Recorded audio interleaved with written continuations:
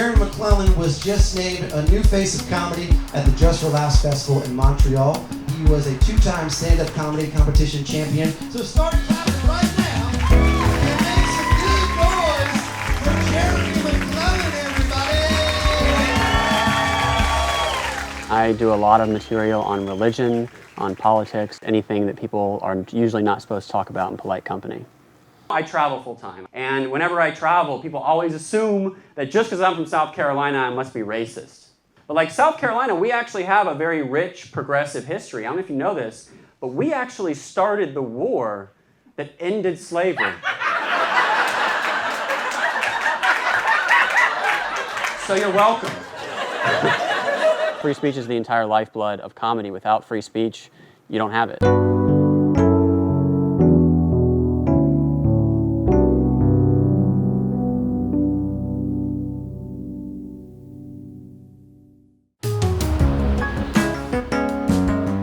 I'm Doug Ginsburg, a judge on the Federal Court of Appeals in Washington, D.C. What comes to mind when you think about the Bill of Rights? Ability to have opinions of my own and be free to express them. Freedom to protest peacefully to the government. Freedom of press, freedom of religion. Petition and assembly. Those things we all take for granted. The freedom of speech. I think that sets America apart from a lot of different countries around the world. What amendment is that? First Amendment? Absolutely. Hell yeah. I grew up in Brazil as a kid, and we were under a military dictatorship, and you couldn't say things. So that's something that America has that should be really treasured. As much as we celebrate and venerate the Bill of Rights, we almost didn't get it. And without a Bill of Rights, there would have been no Constitution.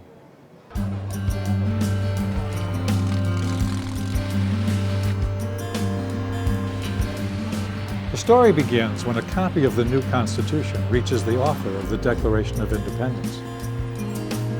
Thomas Jefferson, ambassador to France, is shocked by what's missing.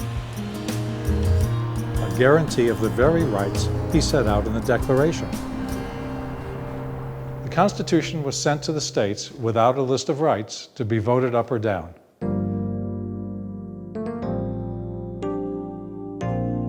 James Madison, the father of the Constitution, was at first very strongly opposed to having a Bill of Rights. Why? Because he knew the second you started trying to list them, you would invariably leave some out. Because then people might think, well, then the government can do everything that it's not expressly prohibited from doing.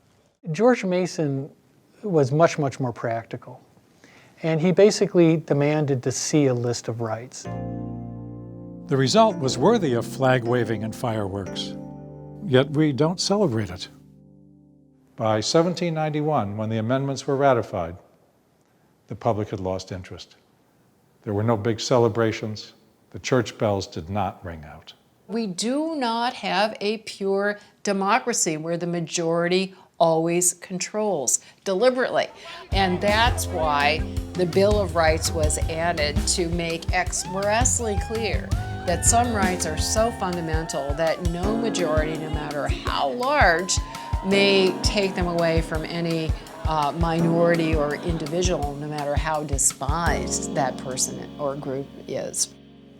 The First Amendment guarantees of speech, press, religion collectively mean that any idea, any philosophy can be advanced and discussed. Nothing is out of bounds in the marketplace for ideas. We rely on the judgment of the public, not of the government, to decide which ideas are good or valid and which should be rejected. Free speech, free thought, free religion. The government should not be involved in any of those things. An unprecedented idea, never tried before. But you know what? It's the right answer. Disagreements about religion had been the causes of war in Europe through most of the 16th and 17th centuries.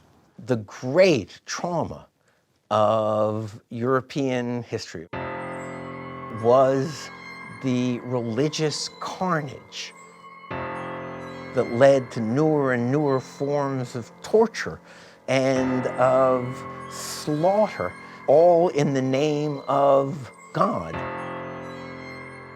6 of the 13 colonies were settled by religious refugees. The Puritans who settled Massachusetts did not tolerate other religions. Virginia, my state, had an official religion from 1619 until the Revolutionary War. Dissenters were not obliged to participate, but they did have to pay for it with their taxes. One of the great works of the French Enlightenment was Voltaire's Letters from the English Nation, talking about the superiority of the system in England over that of France. And he said, and the framers knew he had said it, if there were one religion in England, there would be tyranny. If there were two, they would cut each other's throats. But there are 30, so they live happily and in peace. If you would just read the First Amendment for me. Congress shall make no law respecting an establishment of religion or prohibiting the free exercise thereof. Nobody else had created a government in which there was freedom of religion, separation of church and state. Once you establish the most important area of freedom of speech, religious freedom of speech, all other freedom of speech followed. Resistance is justified when people are occupied. We have so many examples around the world where we have totalitarian regimes. Freedom of speech, I think, speaks to our core values. True totalitarian government wants to control your speech and your ideas and your mind. That's why that zone has to be protected for anything else to be protected. Congress shall make no law abridging the freedom of speech. That wall! That wall! I think it's pretty well established that one of the risks we take as American citizens is being offended. As Americans, we have a strong belief, grounded in the First Amendment, that no government, national, state, or local, should be able to tell us what we must say or must not say. This is the single most counterintuitive idea in human history. The idea that it's good for society and good for us as individuals to have to encounter offensive speech and hate speech, that idea has always been under siege and always will be. And so we end up having to protect a lot of, frankly, annoying speech in order to keep the government out of the act of choosing what we may say or must not say. But in the 20th century, the government got into the act. Some states and localities tried to ban as indecent books, movies, plays, magazines. Those items were then marketed as having been banned in Boston or wherever. The Supreme Court heard a series of cases trying to set a standard for what could be deemed indecent and censored, but eventually gave up. The result? No standard, no censorship. The right of the people peaceably to assemble and to petition the government for a redress of grievances.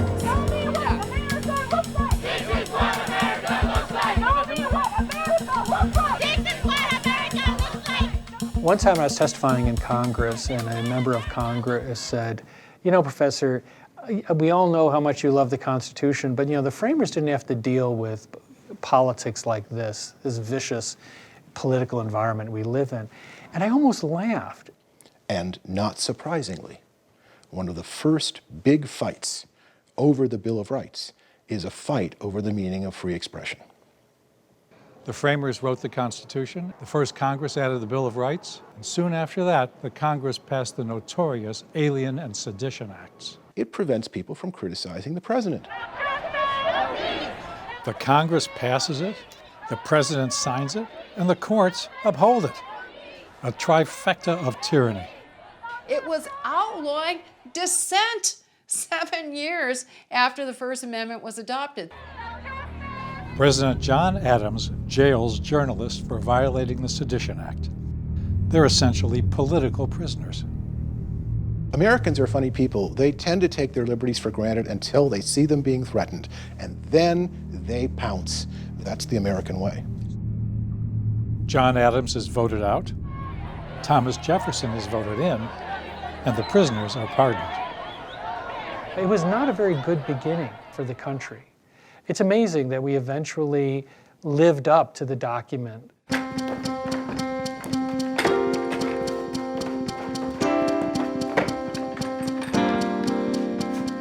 In Virginia Declaration of Rights, George Mason wrote, "The freedom of the press is one of the great bulwarks of liberty and can never be restrained but by despotic governments." Nothing changes. Well, the technology changes, but nothing fundamental. If it were not for the press, the people would not know what their government is up to. Congress shall make no law abridging the freedom of speech or of the press. If you take a look at all the great reforms that we have had over history, the vast majority of them have come not from Congress or any president, they've come from the press uncovering scandals, corruptions. And you can bet there'd be a lot more corruption if it were not for fear of exposure by the press.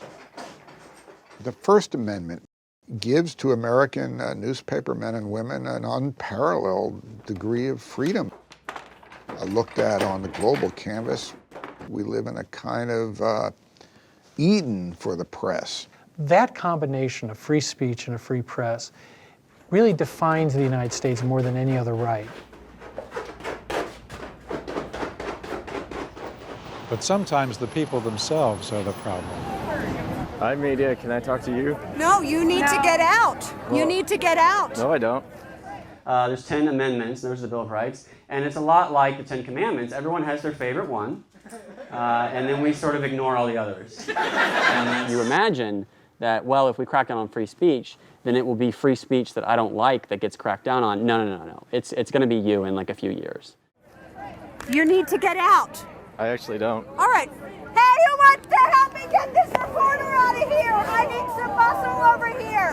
Help me get him out. I think a lot of students see speech that they don't like and speech that is harmful and hateful and awful. They are attacking norms of free speech that once broken are very difficult to get back. This is the First Amendment that protects your right to stand here, protects mine. We are teaching people from kindergarten through college that they have a right not to be offended and that they have a right to prevent those things that might lead to someone being offended.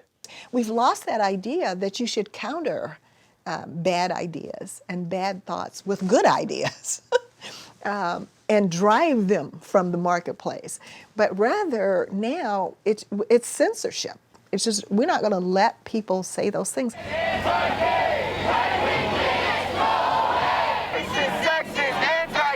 We have the right to defend ourselves. And so this, shutting down Milo Yiannopoulos and doing whatever is necessary to do that, is our right to self-defense. If you neutrally defend certain principles, you are not going to like the people or causes that they end up protecting in specific cases. Once you yield to this temptation to silence those you disagree with, to even arrest them, it becomes an insatiable diet. There's more and more speech that you find unacceptable. There are forbidden words, there are literally forbidden thoughts. I mean, this is more than dangerous. This is tragic. The civil rights movement would never have occurred if speech that made people uncomfortable or that they thought to be hateful was suppressed. Because guess what? Martin Luther King wrote his famous letter from a Birmingham jail because his ideas were considered hateful and dangerous. You don't want to take away the platform for bad people. I'm going to let you voice your opinion. If I don't like it, I'm not going to, subdue it. You want to give them somewhere to speak so that you can see their ideas and criticize them thoroughly. It's very important. It's one thing to protest someone's right to come here and speak, but it's another thing to create this much amount of destruction and violence and hurt and harm to other people. We have to learn to function with complexity. Everything isn't black and white. Everything isn't up and down. I think what we're learning more and more is how difficult, how fiendishly difficult it is to actually preserve free society in its basic institutions. Come ahead. Grab that paper.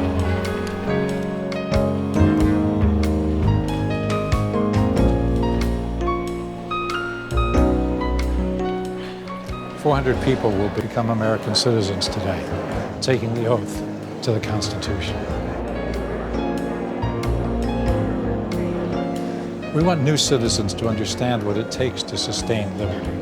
And so they have to pass a civics test. And to prepare for that, they study American history and the Constitution. It was a difficult test, but it was good to know, it's good to study. Where are you from, Avery? I'm from Argentina. I'm born in Bangladesh. I'm from Somalia. Well, welcome to the United States. Thank you so much. Citizenship. This is the lifeblood that renews us and continues to do so after 240 years. I hereby declare on oath that I will support and defend the Constitution and laws of the United States of America. So help me God.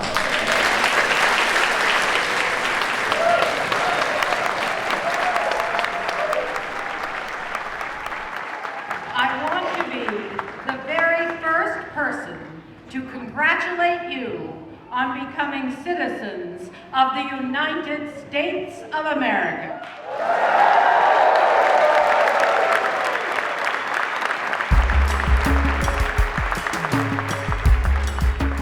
The great safeguard of liberty is a government of laws and not of men. Our Constitution creates that government, but it works only if we, the people, know the Constitution and protect it.